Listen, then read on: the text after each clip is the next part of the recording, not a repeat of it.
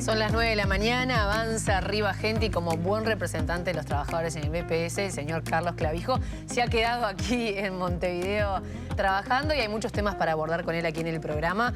Vamos a hablar de las modificaciones al FONASA. ¿Sabía Carlos Clavijo de esta idea que tenía el gobierno, el aumento salarial para las trabajadoras domésticas? ¿Cómo viene el diálogo social en torno a la seguridad social y otros tantos temas? ¿Cómo le va, Clavijo? Bienvenido. Bueno, muchas gracias por invitarnos. La verdad, un lindo día para informar. Esperemos que la gente esté del otro lado tratando de ponerle el pienso y ver cómo vamos a desarrollar este año, que va a ser bastante complejo. Bien. Y por eso nosotros nos quedamos aquí en Montevideo. Ahora vamos a hablar de esas complejidades, pero siempre que hablamos de trabajo, siempre que hablamos del bolsillo de la gente, obviamente hay mucho interés del otro lado. Pero quiero consultarle cómo recibió usted la noticia de estas modificaciones al FONASA, este anuncio que se dio previo a las vacaciones del presidente. Bueno, primero, el Banco de Previsión Social todavía no tiene el decreto, por lo tanto, no se sabe cómo se va a implementar. Sí, tenemos claro que en realidad es un impacto que va a tener en el 2027. Porque estamos hablando de una forma de cálculo de lo que aporta cada trabajador por el Sistema Nacional Integrado de Salud, donde una vez al año, allí por septiembre, hay una devolución para aquellos y aquellas que se pasan de ese cálculo. Exacto. Que pasó de 4.773 pesos a 6.693. En realidad, nosotros siempre hemos planteado que cuando hay una contribución, para que sea una contribución igualitaria para todos, no debería de haber devoluciones del FONASA, porque en definitiva va relacionado a los salarios y por lo tanto debería devolver eso al sistema de salud o al sistema de seguridad social para darle prestaciones o mejor calidad en las prestaciones a todas y todos. Eso por un lado. Lo que nos preocupa, sí, es que nuevamente estamos viendo en los ingresos y no como venimos planteando desde el PCNT, desde nuestra representación, un impuesto o una tasa a las grandes ganancias. Ahí no se tocaría siempre en la parte salarial y eso es lo que nos preocuparía en este momento, de que el foco se pone siempre en los salarios y siempre en la deducción de los salarios y no en las ganancias que en los últimos años creció para muy pocos en el Uruguay. Entonces tiene una visión negativa, más allá de que no está todavía obviamente el contenido del decreto, tiene una visión negativa de esta decisión de la Administración Orsi. Sí, en realidad la visión va en línea de lo que nosotros planteamos, pero falta un paso más. Aquellos que más tienen, aquellos que generaron más riqueza, ¿no deberían de poner más en la sociedad para que la sociedad pueda vivir mejor? Nosotros venimos planteando lo del 1%. Esa tasa del 1% es justamente para eso, para aquellos que están en el piso, para aquellos y aquellas que no llegan a fin de mes, poder tener una mejor protección social. Por lo tanto, estamos hablando de 25.000 personas, de la riqueza en el Uruguay. Sin embargo, los impuestos y la forma de cálculo de los aportes vienen siempre vinculados a los salarios. ¿No deberíamos de cambiar eso, que es parte de la propuesta que nosotros hablamos acá hace un tiempito cuando íbamos al diálogo social? ¿No tendremos que mirar eso, cambiar la forma de aportación y pensar más en la riqueza, como viene haciéndolo el mundo, ¿no? El mundo viene cambiando en ese sentido. De todos modos, todavía hay dudas, y es una de las dudas que tiene la oposición, en el destino de ese dinero, si va a ser específicamente para el sistema de salud o bueno, va a tener otros destinos por la situación económica del país. ¿Usted sabía de esta idea? ¿Sabía de que había también que el sistema era perfectible y que tenía estas situaciones que había que acomodar en cuanto a los números? Yo hubiese preferido que se discutiese en el diálogo social. Hay un diálogo social arriba de la mesa. Todas estas cuestiones que tienen que ver con la protección social, porque la salud es parte de la protección social, el financiamiento de la salud y de la seguridad social tiene que ver con todo esto de protección social, por lo tanto estaría muy bueno haberlo discutido en esos ámbitos que están abiertos, que se están discutiendo, que vienen un poco lentos, pero supuestamente se va a acelerar a partir de febrero de este año. O sea que el diálogo social termina siendo una puesta en escena, un cumplimiento de una promesa electoral, pero que en los hechos no termina siendo efectiva porque estos asuntos que son, digamos, los que le duelen a los trabajadores, se terminan resolviendo por un decreto? ¿Eso es lo que está diciendo? No, en realidad lo que yo estoy diciendo es que nos hubiese gustado que esto también fuera parte del diálogo social, como toda la discusión de protección social. El diálogo social no debe ser una puesta en escena, eso depende mucho de nosotros que estamos discutiendo ahí adentro, donde sea solamente una puesta de escena. Por supuesto que el movimiento sindical, las organizaciones sociales que estamos ahí para tratar de empujar hacia una mejor protección social, vamos a poner el énfasis muy fuerte y vamos a poner a la gente en la calle. Eso está claro que va a ser así. El diálogo social para nosotros es una herramienta muy importante. El tema son las conclusiones que tengamos de ese diálogo social. Y el tema es que se nos vayan escapando cosas, como por ejemplo esto, que podrían haber ido al diálogo social para discutir, porque nosotros lo primero que planteamos es cómo se va a financiar el sistema de seguridad social y la protección social en general. ¿Y cómo observa entonces que haya sido un decreto del presidente en una especie de silencio? Porque, bueno, nos enteramos cuando ya estaba consumado, no estaba la discusión política previamente. Y le vuelvo a reiterar la consulta. ¿Usted se enteró en ese momento también? ¿Se enteró públicamente? Nosotros nos enteramos públicamente de los cambios, sí es cierto. Igual, digo, es casi como que es una tradición en el Uruguay. Yo recuerdo hace 5 años que más o menos pasó exactamente lo mismo con otra cuestión de que nos recortaron eso que nos devolvían las tarjetas del 2% y también se hizo a través de un decreto y no se sabe ni el fin a dónde fue. Esas prácticas para nosotros no son buenas en una sociedad democrática. Estaría bueno discutirlo y llegar a acuerdos, porque también está bueno, algo que tú decías recién, ¿para qué es el fin de esa plata? Si es para mejorar el sistema de salud, bienvenido sea, ya que el sistema de salud lamentablemente venía decreciendo en los últimos años, había problemas de medicamentos, que todo el mundo ya lo sabe cómo fue, faltas de pago y por lo tanto escasez de medicamentos, y eso se está mejorando. Para cambiar eso y para mejorar eso, bienvenido sea todos los cambios y las formas de contribuir para que eso suceda. Porque el sistema de salud en el Uruguay lamentablemente no venía funcionando bien y por lo tanto, creo que casi todo el mundo, los televidentes lo saben, de que pedíamos hora para un traumatólogo y estábamos 3 meses, se nos curaba la lesión y recién teníamos hora para otro traumatólogo. Bueno, si es para mejorar eso, los tiempos, para mejorar la salud, bienvenido sea, y todos los cambios que vayan en ese sentido, bienvenido sea. Vuelvo a repetir, lamentablemente no estuvo en el diálogo social, que creo que es un ámbito muy bueno para discutir con las organizaciones sociales, los partidos políticos y el gobierno de turno, la forma de ir financiando los sistemas, porque también tenemos que discutir eso fundamentalmente, porque si no, no vamos a hacer grandes cambios en ese diálogo social. ¿Es decepcionante para los trabajadores o para la representación de los trabajadores en el BPS esta decisión del gobierno? No, decepcionante no, es como una decisión que ha tomado el gobierno, como han tomado otros gobiernos, y siempre nos hemos parado desde el lado de las y los trabajadores. Volvemos a insistir lo mismo. A nosotros nos gustaría que se tome más en cuenta no tanto las contribuciones a través de los salarios, sino a través de las ganancias para repartir mejor la riqueza, porque lo decíamos en uno de los seminarios. Nosotros no estamos en contra de que genere riqueza a un empresario, pero estaría bueno que ese empresario piense en devolverle algo a la sociedad de lo que la sociedad le dio.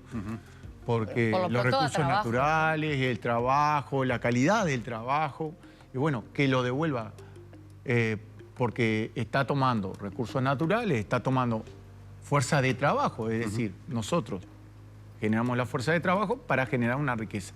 Que se devuelva algo a la sociedad para que la sociedad pueda vivir mejor en un país que realmente no es pobre y que podríamos vivir mejor y que no podríamos tener los índices de pobreza que tenemos en el Uruguay. A propósito de ese 1%, ¿no parece el gobierno está muy afín de llevarlo adelante? ¿Cómo piensa encarar la representación de los trabajadores este 2026 para intentar llevar adelante, impulsar de alguna manera que eso efectivamente se concrete? Bueno, en conjunto con todas las organizaciones sociales lo estamos poniendo arriba de la mesa. Hemos escuchado en los últimos tiempos voces, tanto del gobierno como de algunos partidos políticos, no estando en contra de esta tasa de incremento a las 25.000 personas físicas más ricas del Uruguay. No lo están viendo tan mal. De ser tan negativo, han ido cambiando a no nos parece tan mal si es para mejorar los recursos hacia mejorarle la calidad de vida de la gente. ¿Quién dice fundamentalmente, yo escuché los otros días a Vergara, escuché al presidente que no es un no, sino una consideración, escuché a Fernando Pereira y otros dirigentes políticos de otros partidos que también vienen planteando lo mismo, que no es que lo descartaron, sino lo están viendo más allá de las decisiones que tienen como programa de gobierno. ¿Y qué acciones tienen previsto hacer en este 2026? Y bueno, va a haber grandes movilizaciones. Van a haber grandes movilizaciones porque, en definitiva, si vos querés mejorarle la calidad de vida a la gente y sacar a la gente de la pobreza, vos necesitas una inyección de dinero. ¿De dónde va a venir ese dinero? Bueno, es la gran disputa y la gran discusión de este 2026. Bueno, lo mismo que en el diálogo social, lo mismo. Saben que están empujando al presidente a incumplir una promesa electoral, que es la de no establecer nuevos tributos en su administración.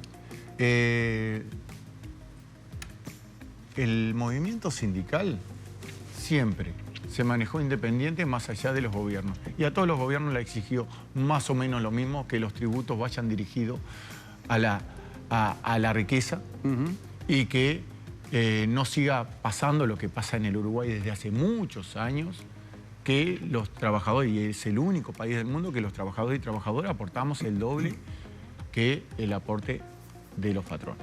Por lo tanto, son cuestiones que hay que ir reviendo y que tienen que haber procesos. Y este proceso creo que es fundamental, este del 1% es fundamental para ir quebrando eso de que no se puede.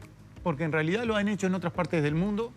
Yo recuerdo, Piñera puso un impuesto en Chile antes de dejar de ser presidente, después falleció, y puso un impuesto a la riqueza vinculado justamente a la seguridad social para tratar de mejorarle la calidad de vida de los que menos tienen. ¿Nosotros no lo podríamos hacer?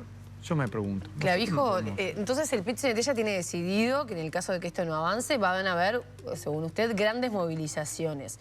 ¿Cuál es el tiempo que sea el PIT-CNT? Porque usted recién me nombraba a algunos dirigentes políticos del oficialismo que lo están analizando, no lo descartamos, lo estamos viendo. Pero en algún momento el gobierno se termina. ¿Cuál es el punto máximo para el PIT-CNT? Y dice, che, si no se aplica ahora, si no se piensa ahora, si no se ejecuta ahora, a las calles. Bueno, es parte de la programación que va a haber a partir de febrero en la mesa representativa y cómo va a haber movilización. En la última mesa representativa ya se resolvió que este va a ser uno de los temas de lucha junto con el diálogo social para mejorarle la calidad de vida de la gente para este 2026. Por lo tanto, van a haber grandes movilizaciones, pero fundamentalmente es convencer, explicarle a la gente para qué es, por qué es importante este impuesto, a quiénes afecta este impuesto, porque muchas veces nos pasa que los compañeros dicen, oh, otro impuesto más, pero a ti no te afecta. Vos no tenés más de $1 millón en patrimonio, no te afecta. Afectaría a aquellos que tienen más de $1 millón con una tasa que es muy pequeña al principio y va creciendo. Por lo tanto, hay quienes entienden que eso puede ir en detrimento de la inversión y eso en la generación de empleo de calidad, etcétera. Bueno, eso es parte de lo que se viene diciendo desde el 2007 hasta ahora, en la última reforma tributaria del 2007 hasta ahora, y se viene diciendo cada vez que se plantean estas cosas o que hay consejos de salario, también se plantea lo mismo. Cuando hay los consejos de salario, también se plantea lo mismo. Si aumentamos mucho los salarios, se recortan las inversiones. Y esto no está pasando en el Uruguay y no ha pasado durante los últimos años. Gobierno tras gobierno no ha pasado. Por lo tanto, ¿por qué tiene que pasar? No debería de pasar. No pasa en otra parte del mundo, porque lo que tiene que demostrar el Uruguay para que haya inversiones es solidez. Solidez democrática, por ejemplo, que estamos pasando cuestiones lamentablemente en América Latina, solidez económica, que realmente estamos mejorando en eso, y confianza de un país que no tiene grandes cambios. No tiene grandes cambios. Este cambio del 1% no es un gran cambio.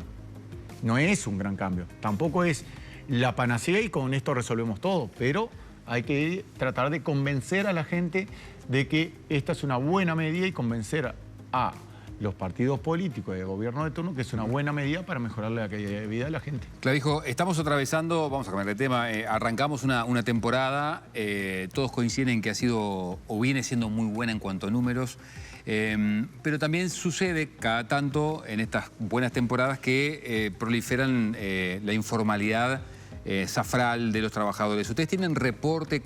¿Cómo está trabajando la representación de los trabajadores en el BPS en estos momentos, en estas semanas donde justamente hay mucho más trabajo zafral, pero en algunos casos irregulares, sobre todo en el este del país?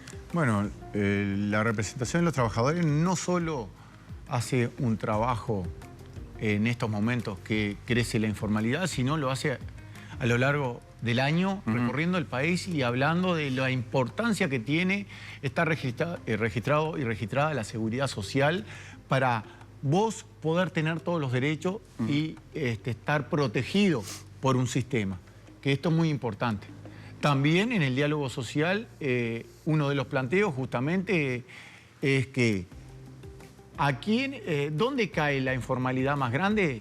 En los pequeños y medianos comerciantes, porque muchas veces no te da para pagar los tributos. Bueno, nosotros acá estamos planteando también en el diálogo social una forma diferente para que tributen el aporte patronal, fundamentalmente vinculado a los monotributos, a los unipersonales, que tengan una flexibilidad, porque son en los sectores donde hay mayor informalidad o después terminan generando una deuda que lamentablemente no van a poder pagar por eso mismo, porque son pequeños o medianos comerciantes. ¿Y por estas horas hay un incremento de las inspecciones del BPS? Como todos los años, más o menos las inspecciones son las mismas, Maldonado, Rocha, donde crece justamente la informalidad. Sigue de la misma manera que todos los años, pero... ¿No han notado un incremento, digamos? No, lo que ha habido un incremento a lo largo del año, no solo en la temporada, en algunos departamentos fronterizos, fundamentalmente con Brasil, que eso ya se han tomado algunas resoluciones para tratar de mejorar, no que sea tanto expectivo, sino tratar de mejorar justamente que aporten a la seguridad social y que estén protegidos y generar algunos incentivos para... ¿Ha aumentado la informalidad en la frontera con Brasil? En la frontera con Brasil, sí, los últimos años ha aumentado bastante. Tenemos a Cerro Largo, que es el que va en punta, con un 45% de informalidad, lo decíamos. Y acá hay una cosa que también hay que pensarla, no solo pensar en la informalidad, sino pensar en el trabajo precario. Porque miren lo que pasa, por ejemplo... va de la mano una cosa con otra. Va de la mano, justamente. Miren, si yo te digo informalidad, 45% en Cerro Largo, pero te digo desempleo, un 4,2%, decís, pero están todos trabajando. Sí, pero hay una informalidad muy grande. Claro. Entonces, eso es lo que hay que analizar. A veces vemos los índices separados y dicen una cosa. Cuando lo vemos juntos decimos, pero acá está pasando algo peor. ¿Cuál es la calidad del trabajo, las condiciones? Clavijo, antes de despedirlo, quería consultarle. El inicio del 2026 llega acompañado de un aumento para las domésticas. Me gustaría que dé algunos detalles en torno a esto. Bueno, realmente, primero saludar a las trabajadoras domésticas por su convenio colectivo. Un convenio colectivo histórico, donde por primera vez y después de muchos años de reivindicación van a tener categorías, como lo tienen en cualquier otro sector de actividad, van a tener categorías, se le va a pagar por categoría según el trabajo que hagan y no todos hacen todo, no todos deberían de hacer todo, sino esto creo que es muy bueno para ellas. Tuvieron un aumento donde el salario mínimo son 31.000 y algo de pesos, por 44 horas semanales. Creemos que es un avance muy importante, pero lo más importante y lo más sustancial y que saludamos es la discusión de las categorías, que llevó mucho tiempo, pero hay que discutir, hay que saludar a todas las partes porque hicieron un esfuerzo bárbaro. Bien. Las partes negociando y llegando a acuerdos, que para nosotros eso es muy importante y eso también ayuda después a los aumentos de las jubilaciones en general, que se aumentan por índice medio de salario. Cuanto mejor le vayan a los trabajadores y a las trabajadoras en la negociación colectiva, en enero del año siguiente van a tener un buen aumento los jubilados y pensionistas. Carlos Clavijo, representante de los trabajadores en el BPS, gracias por la visita. Bueno, muchas gracias a usted por la invitación. Así